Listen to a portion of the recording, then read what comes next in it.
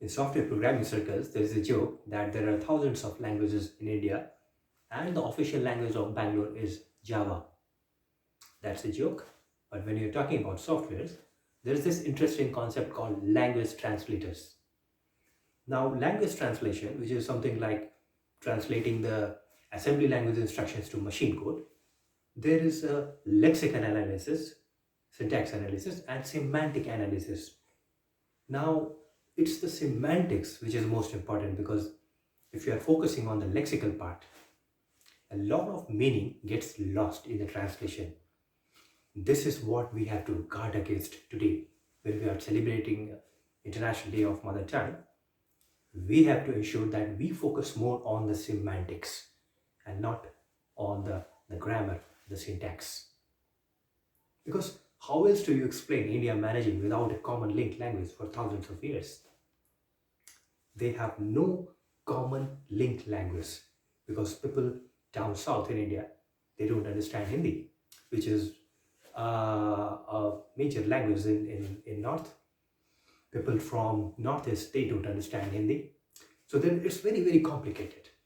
And probably the reason why they have been managing without a common linked language is because their semantics had was too abstract. In case of India, that semantic link was meditation, mysticism, spirituality, seeking, love, call what you may. But it was never about any external grammar or syntax. This is why every 10 kilometers in India you find a different language. So the point I'm trying to make is this. Don't focus on the leaves. Old leaves will wither away and new leaves will come. Every season they will be coming. But if you focus on the root, the tree will be alive and thrive, under which you will continue to get your shadow. So focusing on the root is important when it's about a language, focusing on the core semantics. This is more important when it's about language. And today we have language translation softwares because unlike before, when we didn't have these kinds of softwares, today the language translation industry is $40 billion market. And by 2028, it's going to be somewhere close to $48 billion market. So only 1.5 billion people all around the world they speak English. The rest, the overwhelming rest, are ESL at best, ESL speaking people, English as a second language. So these native English speaking countries, you can count them on fingers. UK, US, Australia, Canada, New Zealand, what else? Singapore, no. If you're talking about Singapore, only those below 40, they are speaking English. So there are only a handful of countries where people are native English speaking. Uh, so a lot of majority of the world, they are not majorly English speaking countries.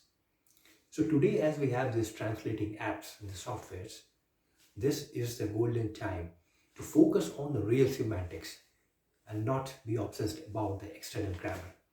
This is my only worry about International Day of Mother Tongue. In an ideal world, this day should never have been celebrated or cared for. Why are we celebrating the International Day of Mother Tongue? Is because over time, some of the most precious and valuable languages in the world, they have got wiped out or withered away because of neglect.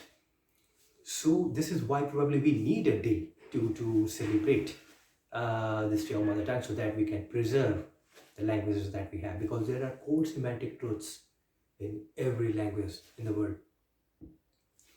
So what is the best way to preserve that semantics, the truth in every language? I believe today in our times, it's the medium of cinema. It's a medium of visual content. Maybe 20 years down the line, it will be something else. But today, it's about visual content because videos connect to human side today like no other thing. But here is the catch. And this is something that I appeal to everyone. And this is probably the best way to celebrate International Day of Mother Tongue.